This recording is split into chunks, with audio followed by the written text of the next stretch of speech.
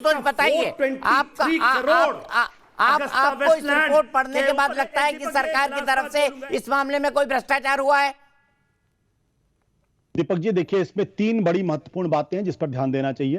पहली बात यह कि सिर्फ ये 2007 से 2012 का मामला नहीं है। 2003 जब अटल बिहारी वाजपेयी की सरकार थी और 2006 यानी 2003 से मामला शुरू होता है 2006 में। और इस दौरान जो मीडिया पार्ट की रिपोर्ट कहती है उसे 4.1 यानी 4 करोड़ 15 लाख रुपए का किकबैक उस वक्त भी पेमेंट हुआ है 2003 और 2006 के बीच में।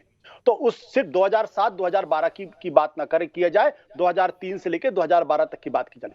दूसरी बात इस पूरे मसले पर यह है कि जब इस पूरे मसले की जानकारी भारत सरकार के पास आई तो उन्होंने इस पूरे मसले पे क्या जांच पड़ताल की। जो भारत का कानून कहता है वो बहुत साफ तौर पे कहता है, अगर किसी कंपनी ने किकबैक दिया है तो उस कंपनी को इमीडिएटली ब्लैकलिस्ट करना चाहिए।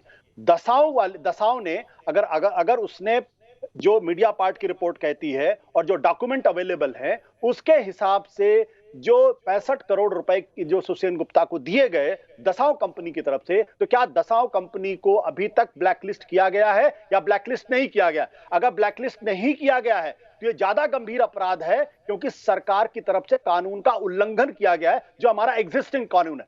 तीसरी बात, जो ये बात कही जा रही कि 65 करोड़ रुपए खाए, किसने खाए? तो किसने खाए इस बात की जांच होनी चाहिए। कौन जांच करेगा? सरकार है।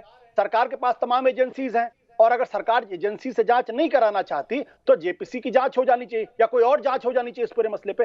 तो यहां एक बड़ी अजीब सी स्थिति है। जिनको जांच पड़ताल करना है, जिनको ये पता लगाना है कि दरअसल किसने पैसे खाए 2007 से 2012 के बीच में, उन्होंने ही जांच पड़ताल नहीं की, उन्होंने ही जांच बंद कर दिया। इसका मतलब क्या है? इसका मतलब यह है कि बीच में कहीं कोई लंबा चौड़ा घोटाला है इस पूरे मसले पे, जो 2004 के बाद भी हो सकता। मैं नहीं जानता हुआ या नहीं हुआ, लेकिन 2000 अन्यथा कोई कारण नहीं है जिसकी वजह से इसकी जांच को आगे न बढ़ाया जाए, और ये मीडिया पार्ट की रिपोर्ट कहती है। अब ये जो स्पष्टता है कि पहली चीज 2003 से लेकर 2006 के बीच में 4 करोड़ 15 लाख रुपए का जो किकबैक दिया गया, तो उसके बारे में बातचीत होनी चाहिए। दूसरा, 65 करोड़ की जो डील हुई, जो हुआ, उस 65 करोड़ को किसने खाया, इसकी जांच क्या भारत सरकार ने आधिकारिक तौर पर करनी शुरू की है या करनी नहीं? मेरी जानकारी के हिसाब से इस पे कोई जांच पड़ताल नहीं हो रही है, सारी जांच पड़ताल बंद है, ये मीडिया पार्ट की रिपोर्ट कहती है। और तीसरी बात, दसाओं कंपनी को अभी तक ब्लैकलिस्ट किया गया है या नहीं किया गया? मेरी जानकारी में उसको ब्लैकलिस्ट नहीं किया गया। अगर नहीं किया गया है तो भारत के कानून का उल्लंघन है और इस पर भारत सरकार को सफाई देनी चाहिए।